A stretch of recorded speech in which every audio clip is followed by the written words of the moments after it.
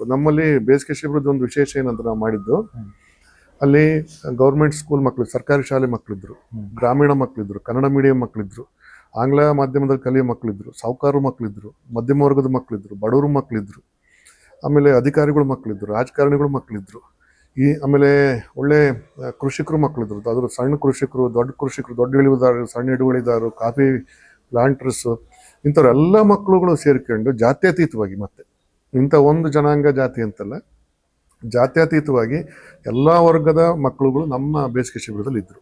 ಮತ್ತು ಅದರಲ್ಲಿ ಕೆಲವು ಮಕ್ಕಳುಗಳಿಗೆ ನಾವು ಉಚಿತವಾಗಿ ಮಾಡಿದ್ವಿ.